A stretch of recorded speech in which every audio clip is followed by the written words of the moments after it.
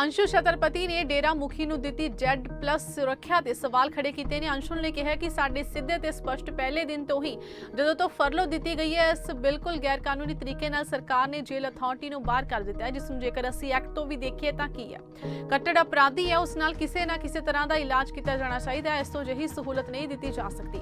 ਜੇਕਰ ਇਸ ਤਰ੍ਹਾਂ ਦਿੱਤਾ ਜਾਵੇ ਤਾਂ ਹਰਿਆਣਾ ਸਰਕਾਰ ਨੇ ਹਾਈ ਕੋਰਟ ਦੇ ਅੰਦਰ ਪਟੀਸ਼ਨ ਦਾਇਰ ਕਰਕੇ ਆਪਣਾ ਹੀ ਜਵਾਬ ਦਾਇਰ ਕੀਤਾ ਹੈ। उसने अजिहा बेशरम जवाब दिता है कि यह व्यक्ति जो कि गुरमीत राम रहीम है कतल विच सीधे तौर पर शामिल नहीं है, इसलिए वह कट्टड़ अपराधी श्रेणी विच नहीं आता। पर साडा कहना है कि यह व्यक्ति एक कट्टड़ अपराधी है। वह 2 कतलों और 2 बलात्कारां दे नाल-नाल होर बहुत सारे केसां की सज़ा का सामना कर रहा है, जिसके खिलाफ मुकदमा अज लंबित है ते जांच भी लंबित है। अंशु ने कहा कि इन्ने लोगों तो किसनूं खतरा है। पीड़िता के परिवार खतरे विच ने, जो गवाह ने वह खतरे च ने। एक व्यक्ति जिसने बाहर रहंदे हुए पता नहीं किन्ने कतल बलात्कार ते होर अपराध कीते ने अते जदों अदालत दे अंदर फैसला सुनाया जाना सी तां 2017 विच उस नूं सलाखां पिछे तकदे होए 3 राज्यां विच दंगे फैल गए ते सब डेरा सच्चा सौदा मुखी राम रहीम दी उकसाहट ते साजिश तहत होया। जे सारा कुछ देखा जाए तो सरकार किस मुंह नाल कह रही है कि कट्टड़ अपराधी नहीं है। दूजी गल तो यह हो गई है कि जिस व्यक्ति तो सरकार मानती है कि उसनूं खाली थावां तो खतरा है, जेकर कोई खतरा है तो उस लई सुरक्षित थां है, फिर जेल है, उसनूं जेल तो बाहर क्यों लिआंदा गया। अंशुल ने कहा कि जेकर लिआंदा जा रहा है तो इस ते इन्नी मेहरबानी क्यों दिखाई जा रही है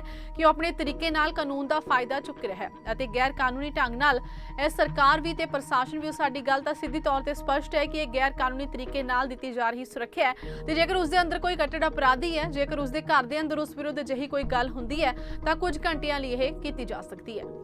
हमारा सीधा और स्पष्ट सवाल है पहले ही दिन से, जब से इसको फरलो दी गई है, कि ये बिल्कुल गैर कानूनी तरीके से सरकार ने, प्रशासन ने, जेल अथॉरिटीज़ ने इसको बाहर निकाला है। जो एक्ट के हिसाब से भी अगर देखते हैं तो हार्डकोर क्रिमिनल जो है उसको किसी तरीके से ऐसी सुविधा जो है वो नहीं दी जा सकती। अगर दी भी जाएगी, जिस तरीके से हाई कोर्ट के अंदर हरियाणा सरकार ने अभी एक पिटीशन के अंदर अपना रिप्लाई फाइल किया है और उसके अंदर इतनी बेशर्मी भरा जवाब दिया है कि ये व्यक्ति जो है गुरमीत राम रहीम वो सीधे तौर पर कत्ल के अंदर शामिल नहीं है, इसलिए वो हार्डकोर क्रिमिनल में की श्रेणी में नहीं आता।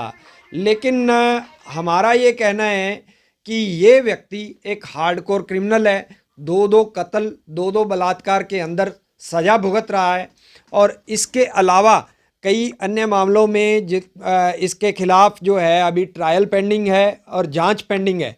तो जिस व्यक्ति से इतने लोगों को खतरा है, पीड़ित परिवारों को खतरा है, जो गवाह हैं उनको खतरा है, ऐसा व्यक्ति जिसने बाहर रहते हुए पता नहीं कितने कत्ल बलात्कार और पता नहीं कितने अपराध किए, और जिसको जब अदालत के अंदर फैसला सुनाया जाना था 2017 में उसके खिलाफ, तो उसको सलाखों के पीछे धकेलते टाइम 3 स्टेट्स के अंदर दंगे फैले और वो सारे के सारे डेरा सच्चा सौदा प्रमुख राम रहीम की शह पर हुए, उसकी साजिश के तहत हुए। तो ये सारा अगर देखा जाए तो क्या सरकार किस मुंह से ये कह रही है कि वो एक हार्डकोर क्रिमिनल नहीं है। दूसरी बात कि अगर उसको Z+ सुरक्षा दी गई है तो मेरा ये मानना है कि जिस व्यक्ति से अगर सरकार मानती है कि उसको खालिस्तानियों से खतरा है, तो इतना खतरा है तो उसके लिए सबसे सेफ जगह तो जेल है। उसको जेल से बाहर लाया ही क्यों जा रहा है?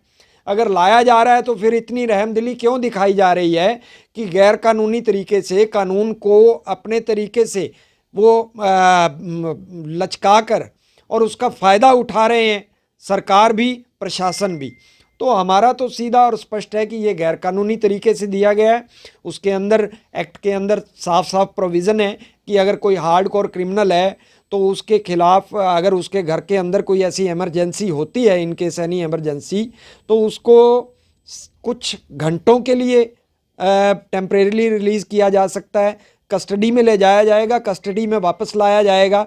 तो ये सारी नियम शर्तें उसके अंदर बाकायदा तय हैं। और दूसरी बात मैं ये कहूँगा कि हरियाणा सरकार जिस तरीके से बेशर्मी से हाई कोर्ट के अंदर ये कह रही है कि वो सीधे सीधे तौर पर कत्लों के अंदर शामिल नहीं है, वो आपराधिक षड्यंत्र के अंदर शामिल है, तो मैं ये कहूँगा कि जो आतंकवादी जो आकर गोलीबारी करते हैं, लोगों की हत्याएँ करते हैं, मर्डर करते हैं, मारते हैं, उनके हैंडलर जिनके बारे में कहा जाता है कि वो पाकिस्तान में बैठे हैं, तो जब हमारे लोग इधर से हिंदुस्तान से ये कहते हैं कि हम उनको पकड़ के लाएंगे, उनके खिलाफ केस चलाएंगे, तो वो हैंडलर्स भी वो उन लोगों से ज़्यादा जिम्मेवार होते हैं। यही बात एक एग्जाम्पल के तौर पर मैं समझा रहा हूँ कि जिन लोगों ने गोली चलाई, मेरे पिता की हत्या की, रणजीत सिंह की हत्या की, वो लोग इतने जिम्मेदार नहीं मानते उनको हम। उनका जो हैंडलर था, मुख्य साजिशकर्ता गुरमीत राम रहीम, वो मुख्य आरोपी, मुख्य साजिशकर्ता, मुख्य दोषी वो था। और इसलिए उसकी सज़ा को, उसके अपराध को किसी भी तरीके से कम नहीं आंका जा सकता। वो उनसे ज़्यादा हार्डकोर है और इस बात को लेकर उसे किसी भी तरीके से कानूनी तौर पर ये सुविधा नहीं दी जा सकती। और जहाँ तक Z+ सिक्योरिटी की बात है, तो जो पीड़ित परिवार हैं उनके प्रति आज तक हरियाणा सरकार का या प्रशासन का क्या रवैया रहा है, ये आप सभी को मालूम है, हरियाणा के लोगों को मालूम है, समाज को मालूम है कि उन लोगों को कितनी सिक्योरिटी दी गई। अभी पिछले दिनों कुछ हमारे वकील साहब जिन्होंने लगातार इस मामले की पैरवी की, लेखराज ढोट जी, उनकी सुरक्षा को लेकर अगस्त 2021 के अंदर हम लोग SP सिरसा से मिले और पुलिस महानिदेशक हरियाणा को भी हमने एक मेल भेजा, एक लेटर भेजा, एप्लीकेशन भेजा कि उनकी जान की सुरक्षा की जिम्मेदारी ली जाए, उनको सुरक्षा मुहैया करवाई जाए। 5 महीने बीत चुके हैं।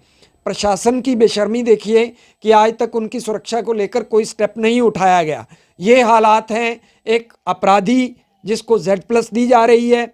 अगर उसे एक इतना ही खतरा था तो कुछ दिनों पहले जब इलाज के बहाने उसे एम्स ले जाया गया तो 2 औरतों को उसकी गाड़ी में बैठा दिया गया और एक पुलिस के DSP की बलि ले ली गई इस बात को लेकर, जबकि वो बेचारा बार बार कह रहा था कि मुझे चंडीगढ़ से इस बात को लेकर कोई VIP फ़ोन कर रहा था। तो आज तक इस बात की जांच करने की किसी ने जहमत नहीं उठाई कि चंडीगढ़ से वो VIP कौन था। सिर्फ DSP की बलि लेकर इस मामले की इतिश्री कर दी गई।